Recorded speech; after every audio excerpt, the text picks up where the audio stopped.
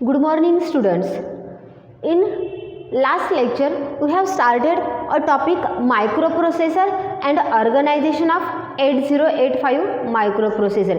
In last lecture we have discussed about the evolution and block diagram of generic microcomputer. Today now we are going to start a new point, internal block diagram of 8085 microprocessor.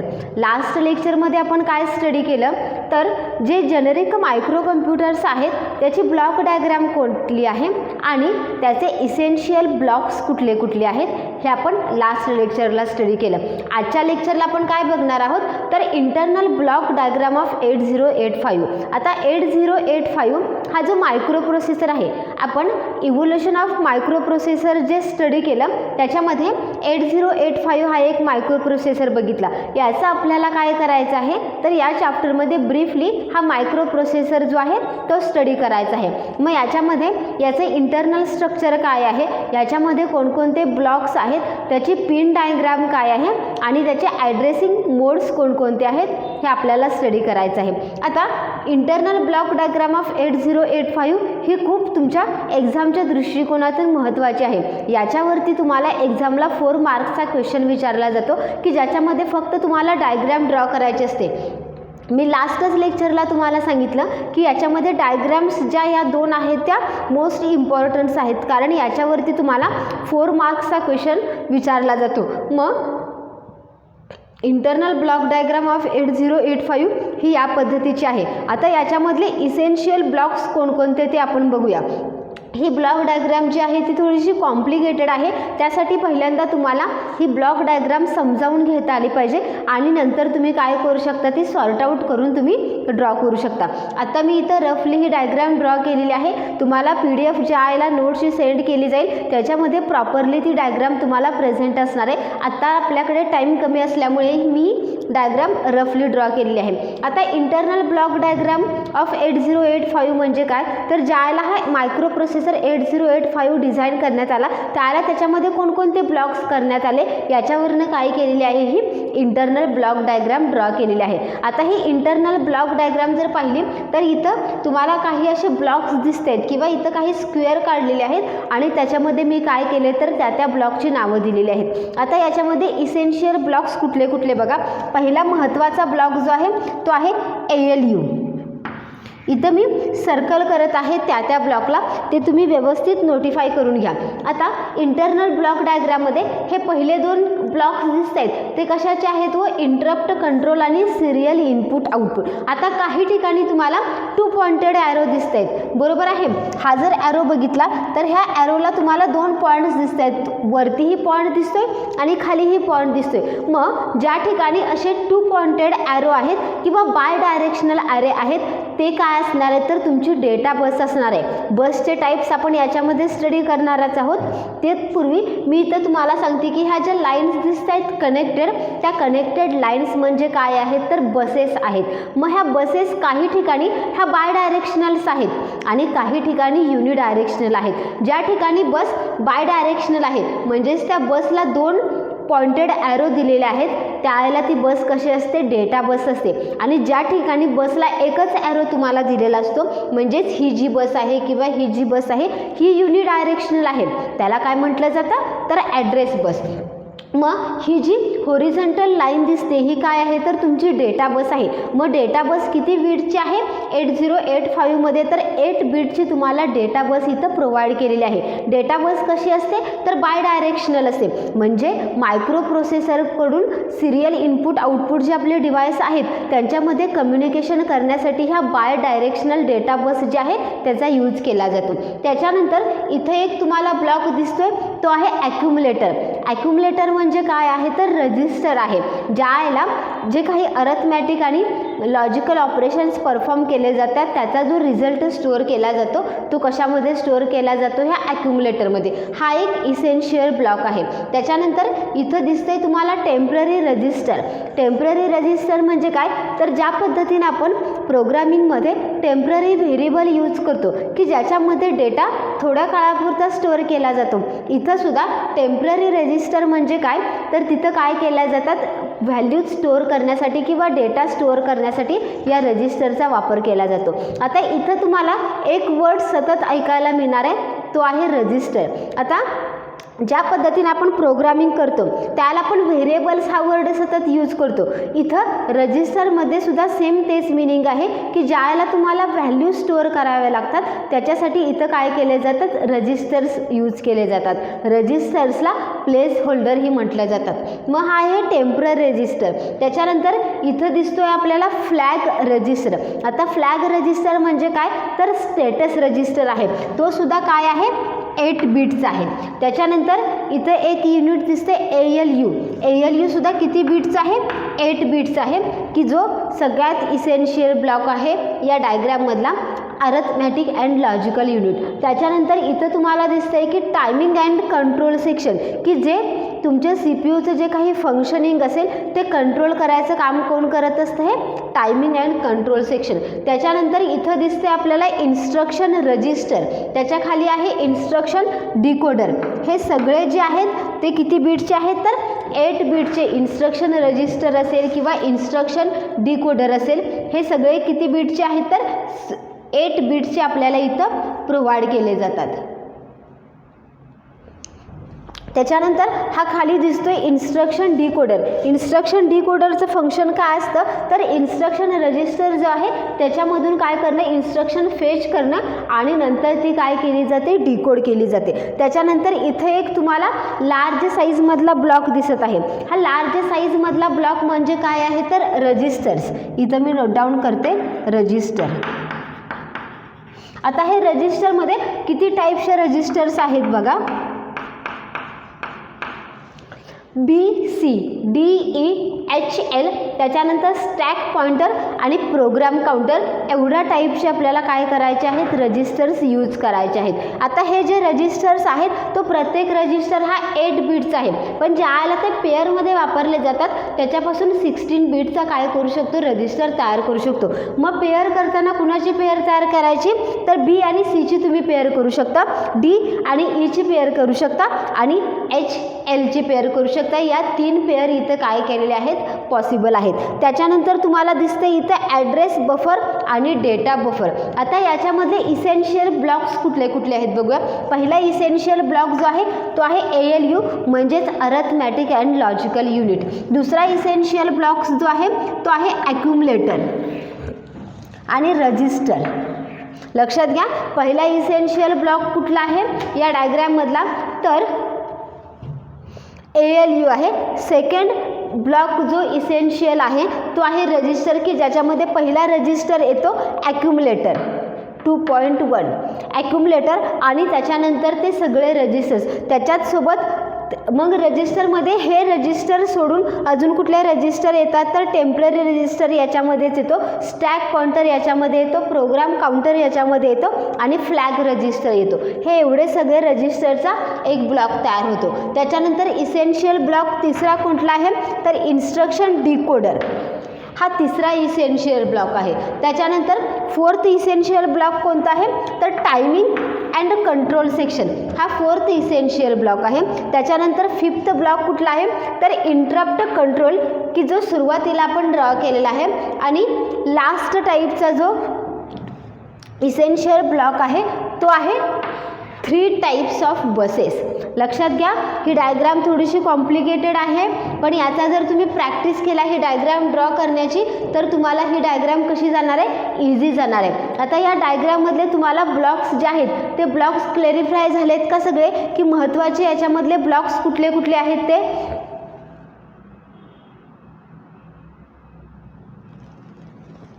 याच्यामधले महत्त्वाचे blocks मी परत एकदा तुम्हाला सांगते, कारण आता ही diagram जी आहे ती diagram me erase करणार आहे.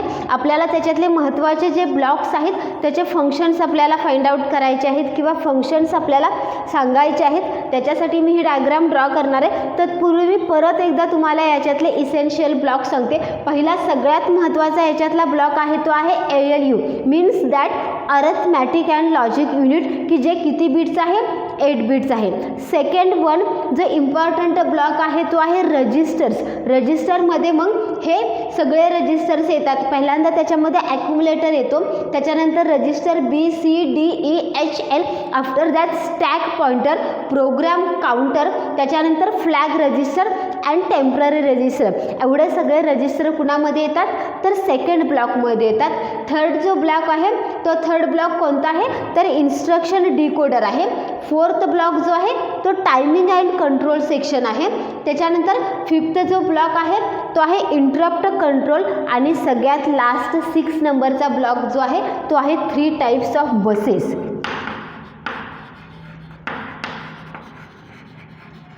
आता ही जी डायग्राम आहे ह्या डायग्रामचा तुम्ही एकदा स्क्रीनशॉट करून घ्या म्हणजे मला ही डायग्राम इरेज करता येईल.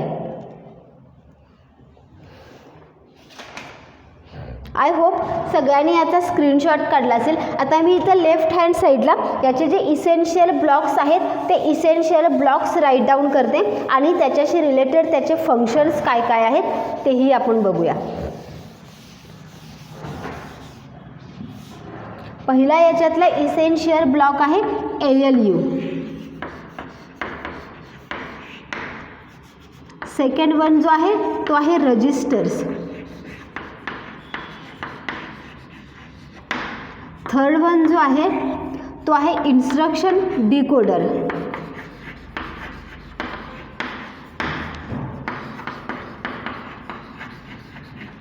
फोर्थ वन जो आहे तो आहे टायमिंग अँड कंट्रोल सेक्शन.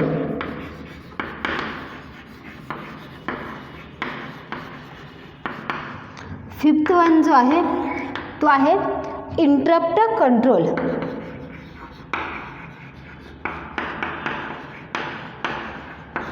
आणि 6 वन जो आहे तो आहे 3 टाइप्स ऑफ बसेस. हे याच्यामधले इसेन्शियल ब्लॉक्स आहेत. आता हे सगळे ब्लॉक्स आपण काय करूया वन बाय वन स्टडी करूया म्हणजेच त्याचे मायक्रो प्रोसेसरमधले फंक्शन्स काय काय आहेत ते फंक्शन्स बघूया. त्याच्यासाठी पहिला ब्लॉक बघणार आहोत तो आहे आपला ALU. ALU मीन्स अरिथमॅटिक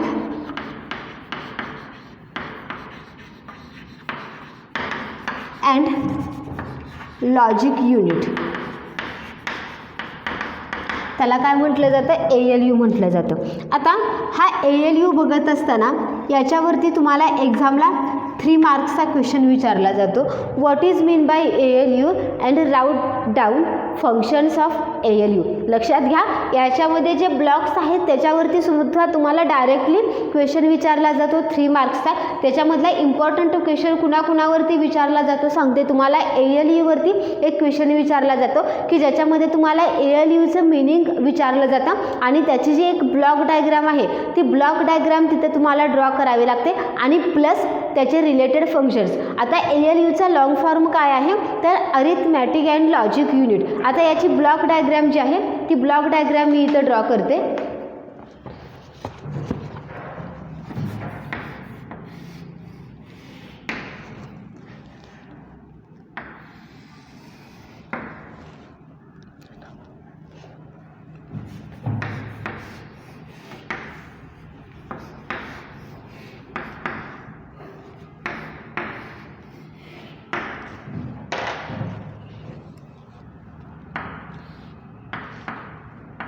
इथं ॲरोची डायरेक्शन आहे ते ॲरोची डायरेक्शन खूप महत्त्वाची आहे.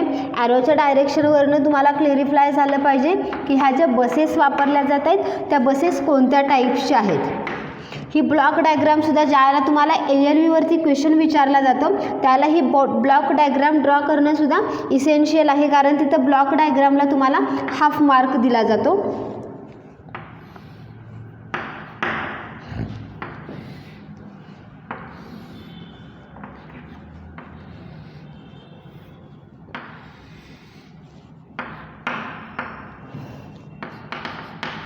इथं मी जी ब्लॉक डायग्राम आहे ती ब्लॉक डायग्राम ड्रॉ केलेली आहे.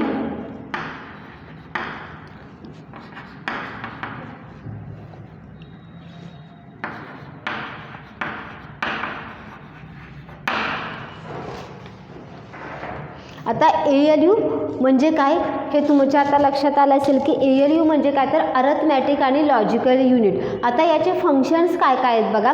ज्याला तुम्ही 8085 मायक्रो प्रोसेसर स्टडी करता त्याला त्याच्यामधला ALU जो आहे तो किती बीटचा असणार आहे तर 8 बीटचा. म्हणजे पहिलं याचं फंक्शनमध्ये किंवा याच्या कॅरेक्टरिस्टिकमध्ये काय येणार तर तुमचा ALU किती बीटचा आहे 8 बीटचा आहे. त्याच्यानंतर सेकंड फंक्शन काय असणार आहे तर हे जे ALU युनिट आहे ते काय परफॉर्म करत असतात तर अर्थमॅटिक अँड लॉजिकल ऑपरेशन्स.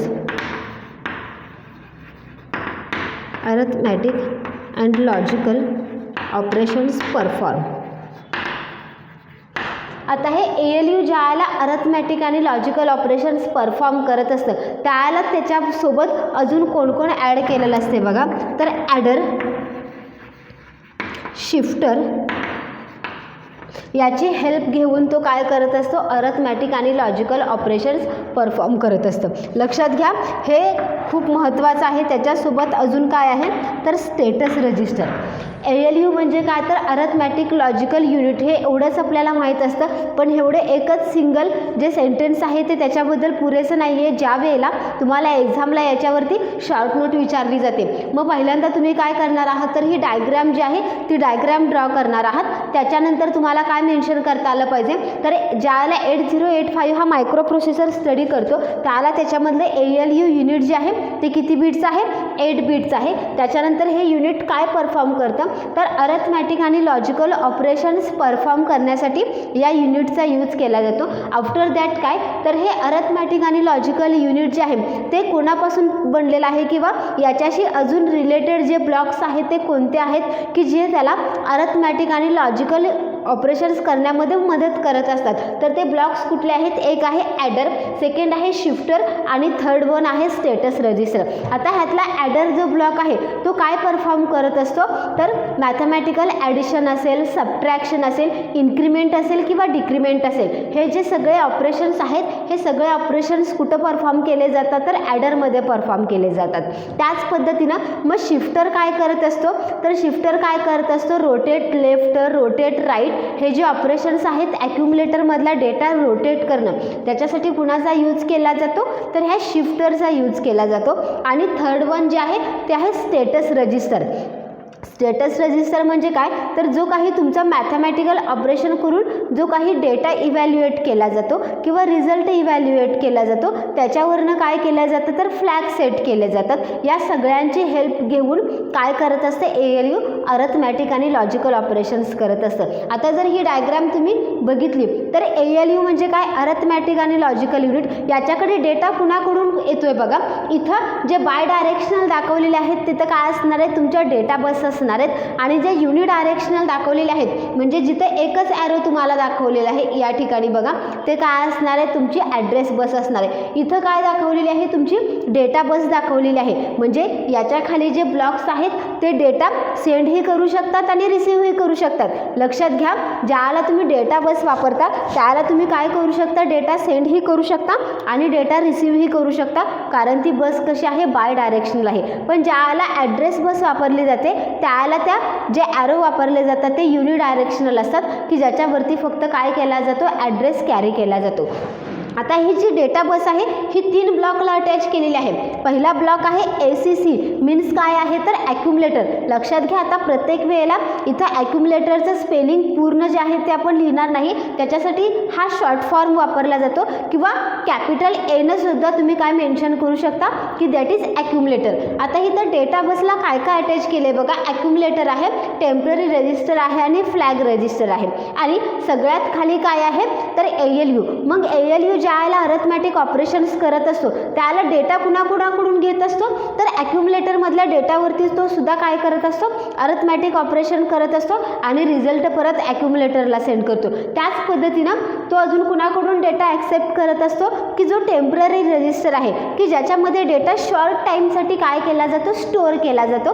त्याच्यावरला डेटामध्ये सुद्धा तो काय करत असतो arithmetic and logical operations perform करत असतो. प्लस त्याच्याशी रिलेटेड काय आहे तर फ्लॅग. आता फ्लॅगकडून तो डेटा घेतोय का नाही आहे डेटा घेत. इथं जी डायरेक्शन दिलेली आहे ते युनिडायरेक्शनल आहे, म्हणजे ज्याला अरिथमॅटिक आणि लॉजिकल ऑपरेशन्स परफॉर्म केले जातात आणि त्याचा जो रिझल्ट तयार होतो त्याच्यावरती काय केला जातो फ्लॅग सेट केला जातो. त्यामुळे इथं फक्त काय दिलेलं आहे तर एकच पॉइंटिंग ॲरो दिलेला आहे आणि या ठिकाणी काय केले तर 2 पॉइंटिंग ॲरो दिलेले आहेत. लक्षात आलं तुमच्या. हा जो ALU आहे तो मोस्ट इम्पॉर्टंट आहे. याच्यावरती तुम्हाला एक्झामला 3 मार्काचा क्वेश्चन डेफिनेटली विचारला जातो. मग याच्या जे ॲन्सर आहे ते ॲन्सर इतकंही तुम्हाला डिफिकल्ट नाही आहे नोट डाऊन करायला. त्याच्यासाठी त्याचे काही रिलेटेड पॉईंट्स जर तुम्ही लक्षात ठेवले तर तुम्हाला हे इझी जाणार आहे ॲन्सर तुम्हाला राईट डाऊन करायला. त्याच्यासाठी पॉईंट्स कुठले कुठले लक्षात ठेवायचे तर पहिल्यांदा तुम्ही काय करायचं आहे त्याची जी ब्लॉक डायग्राम आहे ती छोटी ती ब्लॉक डायग्राम तुम्हाला ड्रॉ करायची आहे. मग हे ब्लॉक डायग्राम ड्रॉ करत असताना ब्लॉक्स तुम्हाला लक्षात ठेवता आले पाहिजेत की पहिला ब्लॉक आहे ॲक्युम्युलेटर, टेम्पररी रेजिस्टर आणि फ्लॅग. यांच्याकडून काय करत असतो ALU डेटा ॲक्सेप्ट करत असतो. त्याच्यावरती तो अरिथमॅटिक आणि लॉजिकल ऑपरेशन्स परफॉर्म करतो आणि नंतर काय करत असतो त्यानुसार फ्लॅग सेट करत असतो. त्याच्यानंतर सगळ्यात इम्पॉर्टंट याच्यामधलं सेंटेन्स काय तर ALU हा किती बिट्स आहे 8 बिट्स आहे. लक्षात घ्या. ज्याला तुम्ही हा मायक्रो प्रोसेसर स्टडी करता त्याला मायक्रो प्रोसेसरची साईज ही खूप इम्पॉर्टंट आहे आणि त्या साईजनुसार काय केले जातात तर त्याच्यातले जे हे फंक्शनल युनिट्स आहेत ते किती बिटचे आहेत हे सांगितलं जातं. मग 8 बिटचा काय आहे हा ALU आहे. मग ह्या ALUचं मेन फंक्शन काय आहे तर टू डू अरिथमॅटिक आणि लॉजिकल ऑपरेशन्स परफॉर्म करणं हे त्याचं मेन फंक्शन आहे. नेक्स्ट फंक्शन काय आहे तर ALU is consist of adder, shifter and status register. ALU हा कुणापासून मेडअप झालेला आहे तर ॲडर आहे, त्याच्यामध्ये शिफ्टर आहे आणि स्टेटस रजिस्टर. मग ॲडरचं फंक्शन काय आहे तर ते ॲडिशन आणि सबट्रॅक्शन करणं. Half adder and full adder हे आपण लास्ट इयरला 11th स्टँडर्डमध्ये स्टडी केलं आहे की ज्यावेळेला तुम्हाला बायनरी नंबरची ॲडिशन परफॉर्म करायची असते त्याला हाफ ॲडर आणि फुल ॲडरचा यूज केला जातो. मग इथं ॲडरचं फंक्शन काय मेन्शन करायचं आहे तर ॲडर हा कशासाठी यूज केला जातो तर ॲडिशन, सबट्रॅक्शन, इन्क्रीमेंट आणि डिक्रीमेंट हे जे 4 ऑपरेशन्स आहेत ते कुठं परफॉर्म केले जातात तर ह्या ॲडरमध्ये परफॉर्म केले जातात. त्याच्यानंतर येतो तो शिफ्टर. शिफ्टर कशासाठी यूज केला जातो तर याच्या चॅप्टरनंतर आपण नेक्स्ट चॅप्टरमध्ये इन्स्ट्रक्शन सेट बघणार आहे. मग त्या इन्स्ट्रक्शन सेटमध्ये काय केला जातो तर तुमचा डेटा हा रोटेट केला जातो. मग त्या ठिकाणी रोटेट लेफ्ट असेल, रोटेट राईट असेल. मग ते जे ऑपरेशन्स आहेत की ज्याच्यामध्ये ॲक्युम्युलेटरमधला जो काही डेटा आहे तो रोटेट करावा लागतो. मग ते कशाच्या आधारे केलं जातं तर ह्या शिफ्टरच्या आधारे. आणि लास्ट जे आहे ते आहे स्टेटस रजिस्टर की ज्याचा यूज कशासाठी केला जातो तर ज्याला अरिथमॅटिक आणि लॉजिकल ऑपरेशन्स परफॉर्म केल्यानंतर जो रिझल्ट तयार होतो त्या रिझल्टनुसार काय केला जातो हा स्टेटस रजिस्टर सेट केला जातो. म्हणजे जे फ्लॅग सेट केले जातात ते त्यानुसार सेट केले जातात. आणि लास्ट वन याचं जे फंक्शन आहे ते आहे की याच्यामध्ये सगळेच्या सगळे काय केले जातात अरिथमॅटिक ऑपरेशन्स हे परफॉर्म करण्यासाठी याचा यूज केला जातो. लक्षात आलं की ALU म्हणजे काय आणि त्याचे फंक्शन्स काय. आता आपण नेक्स्ट जो ब्लॉक बघणार आहे तो आहे रजिस्टर्स.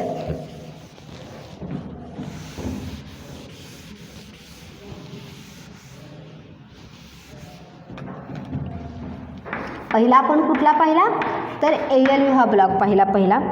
सेकंड वन जो ब्लॉक आता आपण बघणार आहोत तो आहे मेन ब्लॉक, याच्यामधला रजिस्टर्स.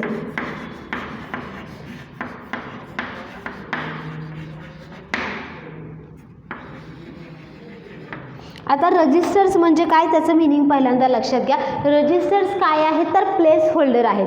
ज्या पद्धतीने आपण व्हेरिएबल स्टडी केले C++ हा चॅप्टर आपण लास्ट इयरला सुद्धा स्टडी केला. मग त्याच्यामध्ये व्हेरिएबल ही एक कन्सेप्ट होती. व्हेरिएबल म्हणजे काय तर ज्याला तुम्ही अरिथमॅटिक आणि लॉजिकल ऑपरेशन्स परफॉर्म करता त्याला त्याच्यासाठी प्लेस होल्डर लागतात किंवा त्यांना मेमरीमध्ये थोडीशी प्लेस द्यावी लागते, त्याच्यासाठी आपण काय करत असतो तर व्हेरिएबल यूज करत असतो. किंवा त्याचीच आपण सेकंड डेफिनेशन काय पाहिली की ज्याच्यामधली व्हॅल्यू सतत व्हॅरी होते त्याला आपण काय म्हणू शकतो, व्हेरिएबल्स म्हणू शकतो. इथं व्हेरिएबल्स नाही आहे तर इथं काय आहेत, रजिस्टर्स आहेत. मग रजिस्टर्स काय आहेत तर रजिस्टर म्हणजे सुद्धा काय आहेत तर प्लेस होल्डर आहेत की ज्यांना काय केली जाते, मेमरीमध्ये जागा दिली जाते. म्हणजे इथं आपण अरिथमॅटिक आणि लॉजिकल ऑपरेशन्स परफॉर्म करणार आहोत. मग ते कुणावरती परफॉर्म केले जातात तर इथं त्याच्यासाठी रजिस्टर्स हे वापरले जातात की जे ॲज अ प्लेस होल्डर म्हणून काम करत असतात. आता हे रजिस्टर्स जे आहेत ते काय करत असतात तर ते स्टोअर डेटा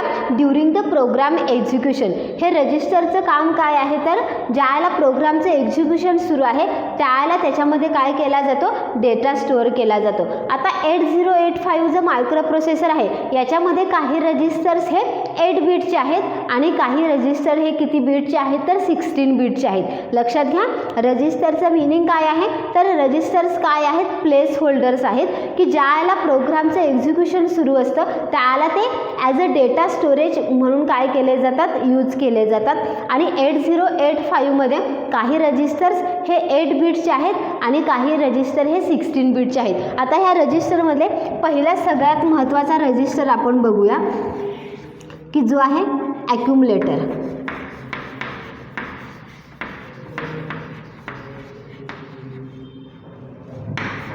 ॲक्युमुलेटर ए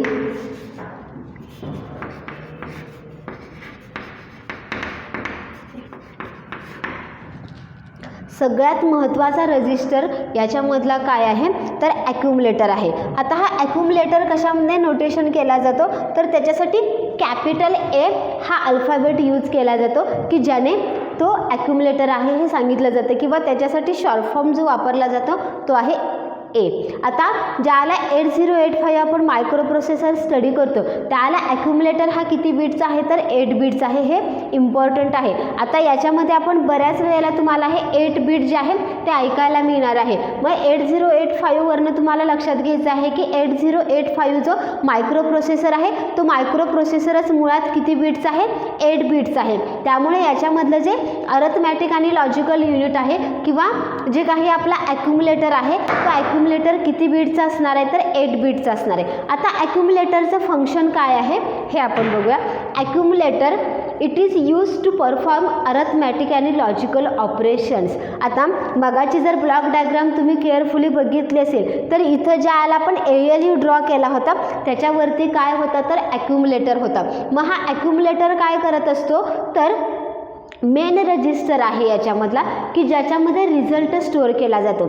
जे काही अरिथमॅटिक आणि लॉजिकल ऑपरेशन्स परफॉर्म केले जातात आणि त्याच्यातून जो काही रिझल्ट तयार होतो तो कुठं स्टोअर केला जातो या ॲक्युमुलेटरमध्ये. It stores result from ALU.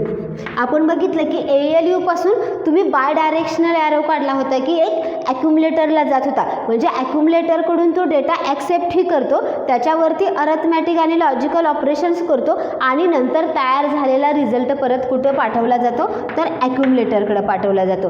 Third one महत्त्वाचं त्याचं फंक्शन काय आहे तर it is use to perform arithmetic and logical operations. It is use to perform arithmetic and logical operations. बघा, अरिथमॅटिक आणि लॉजिकल ऑपरेशन्स ज्यावेळेला परफॉर्म केले जातात त्यावेळेला कुणाची हेल्प घेतली जाते तर ॲक्युमुलेटरमधला डेटा. आता नेक्स्ट वन ह्याचं फंक्शन काय आहे बघा. In some cases one of the ऑपरंट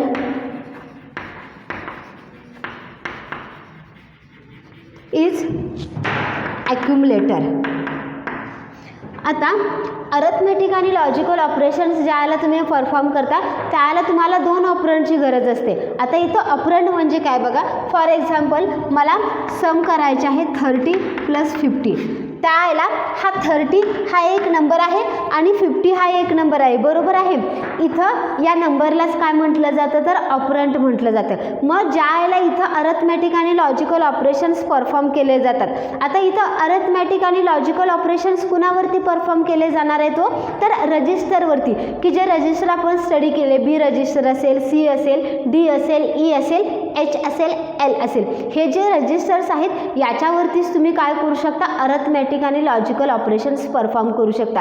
आता तुम्हाला असा क्वेश्चन पडेल की याच्यावरती अरिथमॅटिक ऑपरेशन्स कशी परफॉर्म करायची, तर बी म्हणजे काय तर ॲज अ व्हेरिएबल तुम्ही कन्सिडर करायचं आहे आणि त्याला तुम्ही काय करू शकता कोणतीही व्हॅल्यू असाइन करू शकता. मग त्यावेळेला त्या रजिस्टरवरती काय होणार आहे तर हे अरिथमॅटिक आणि लॉजिकल ऑपरेशन्स परफॉर्म केले जाणार आहेत. मग हा ॲक्युमुलेटर काय ॲक्ट होतो, काही केसमध्ये तुम्हाला एकच रजिस्टरची व्हॅल्यू प्रोव्हाइड केली जाते आणि त्या ठिकाणी सेकंड रजिस्टर म्हणून काय वापरला जातो तर ॲक्युमुलेटर. म्हणजे मोस्ट ऑफ इन्स्ट्रक्शन्स आपण नेक्स्ट चॅप्टरमध्ये स्टडी करणार आहोत. त्याच्यामध्ये ॲक्युमुलेटर हा जो एक ऑपरंट आहे तो बाय डिफॉल्ट तिथं वापरला जातो. म्हणजे फॉर एक्झाम्पल जर इन्स्ट्रक्शन असेल रोटेट लेफ्ट, आता रोटेट लेफ्ट ज्या वेळेला तुम्ही ही इन्स्ट्रक्शन बघताय RRL किंवा RRC या ज्या इन्स्ट्रक्शन्स आहेत याच्यामध्ये ऑपरंट हा एक फिक्स असतोय आणि तो काय असतोय ॲक्युमुलेटर असतोय. मग बऱ्याचशा इन्स्ट्रक्शन्स आहेत की ज्या अरिथमॅटिक आणि लॉजिकल ऑपरेशन्समध्ये तिथे एक ऑपरंट म्हणून काय वापरला जातो तर ॲक्युमुलेटर वापरला जातो आणि तुम्हाला तिथे दुसरा ऑपरंट एकच दिला जातो. म्हणजे बी आणि सी दिला असेल किंवा काही ठिकाणी फक्त रजिस्टर बी दिला असेल, मग त्या ठिकाणी तुम्ही समजून जायचं आहे की सेकंड ऑपरंट कुठला असणार आहे याच्यामध्ये तर ॲक्युमुलेटर असणार आहे. त्याच्यानंतर it act as primary source and destination source.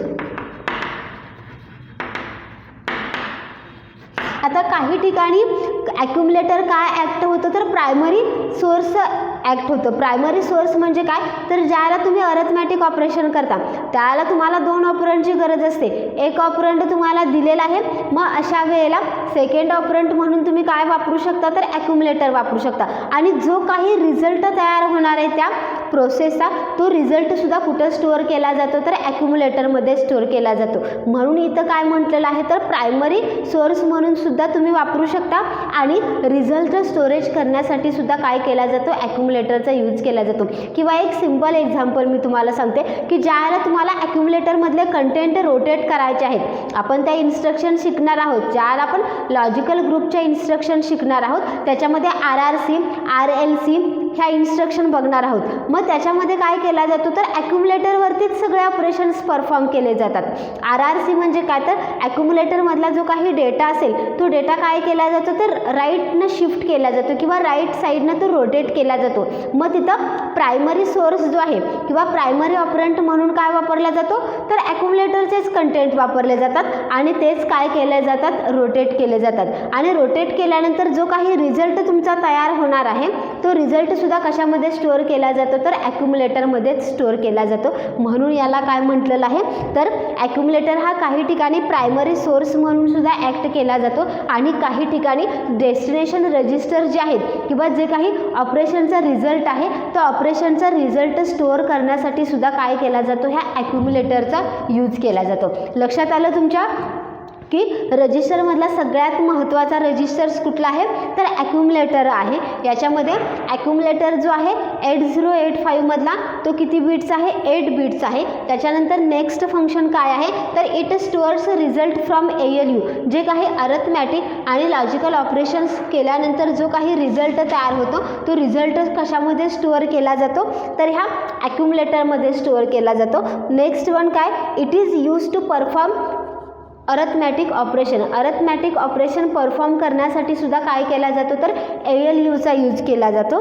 Next function काय आहे in some cases one of the operand is accumulator. ज्याला तुम्ही अरिथमॅटिक आणि लॉजिकल ऑपरेशन्स परफॉर्म करता त्याला काही केसेसमध्ये काय केलं जातं तर वन ऑपरंट जे आहे ते इज अ ॲक्युमुलेटर काय केलं जातं, ॲक्ट केलं जातं. त्याच्यानंतर काय आहे, it act as a primary source and destination register. म्हणजेच काय तर ऑपरेशन करण्यासाठी जी तुम्ही व्हॅल्यू वापरता ती व्हॅल्यूसुद्धा कुणामार्फत यूज केली जाते, तर ॲक्युमुलेटरचीच व्हॅल्यू यूज केली जाते. आणि जो काही रिझल्ट स्टोअर केला जातो तो सुद्धा कुणामध्ये स्टोअर केला जातो, तर ॲक्युमुलेटरमध्ये स्टोअर केला जातो. आता ज्यावेळेला हे सगळे डेटा ट्रान्सफर केले जातात, म्हणजे जे काही इनपुट आउटपुट डिव्हायसेस आहेत आणि मायक्रो प्रोसेसर्स आहेत, याच्यामध्ये जे काही डेटा ट्रान्सफर केला जातो तो सुद्धा कुणामार्फत ट्रान्सफर केला जातो, तर ALU डेटा ट्रान्सफर.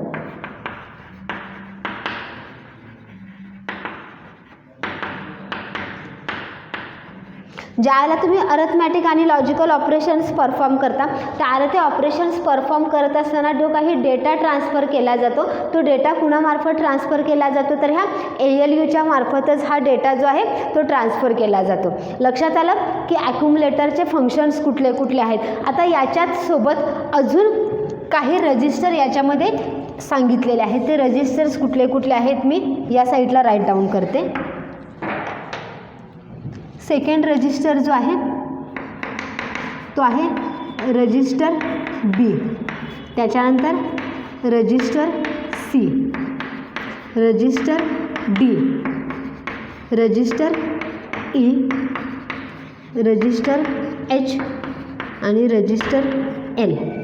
हे जे रजिस्टर्स आहेत याला काय म्हटलं जातं, जनरल पर्पज रजिस्टर.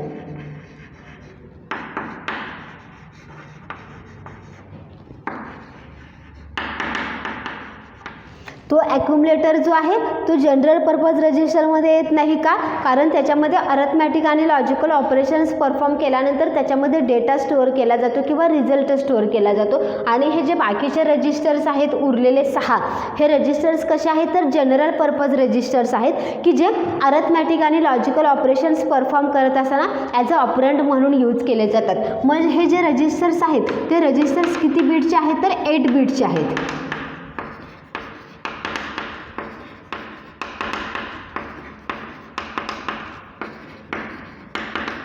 प्रत्येक रजिस्टर जो याच्यामधला आहे B, C, D, E, H, L हे सगळे रजिस्टर्स किती बीटचे आहेत, तर 8 बीटचे आहेत. मग हे जे रजिस्टर्स आहेत ते रजिस्टर तुम्ही इन पेअरसुद्धा यूज करू शकता. म्हणजे फॉर एक्झाम्पल BCची पेअर करू शकता, त्याच्यानंतर DEची पेअर करू शकता आणि HLची पेअर करू शकता. ज्याला हे रजिस्टर तुम्ही पेअरमध्ये यूज करता त्याला त्याची साईज किती होते, तर 16 बीट.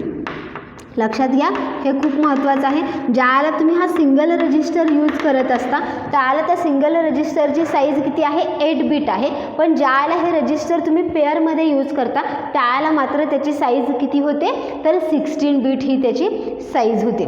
लक्षात आलं तुमच्या की रजिस्टर्स जे आहेत हे रजिस्टर्स आपण इथं स्टडी केलेले आहेत. याच्यामधले अजून रजिस्टर आपल्याला स्टडी करायचे आहेत. पण आजचं लेक्चर जे आहे ते आजचं लेक्चर आपण इथंच स्टॉप करत आहोत. मग आजच्या लेक्चरमध्ये आपण काय काय स्टडी केलं त्याचा एकदा रिकॅप करूया की याच्यामध्ये आपण इंटरनल ब्लॉक डायग्राम जी आहे 8085ची ती स्टडी केली. ही ब्लॉक डायग्राम स्टडी करत असताना याच्यामधले 6 इसेन्शियल ब्लॉक्स जे आहेत ते आपण बघितले. त्यातला पहिला इम्पॉर्टंट ब्लॉक जो होता तो होता ALU. Second one important block जो होता तो होता रजिस्टर्स. थर्ड इन्स्ट्रक्शन डिकोडर, त्याच्यानंतर timing and control section, interrupt control आणि त्याच्यानंतर जे आहेत ते आहेत 3 टाईप्स ऑफ बसेस. हे सगळे आपल्याला काय करायचे आहेत, स्टडी करायचे आहेत. त्याच्यामधला पहिला ब्लॉक जो आहे तो ALUचा आपण आज स्टडी केला आणि रजिस्टर्समधले ॲक्युमुलेटर आणि जनरल पर्पज रजिस्टर्स जे आहेत ते आज आपण स्टडी केले. आजचं लेक्चर जे आहे ते आजचं लेक्चर आपण इथंच स्टॉप करूया. नेक्स्ट कंटेंट जो असेल तो नेक्स्ट लेक्चरला आपला काय केला जाईल, स्टडी केला जाईल. Good bye, have a nice day.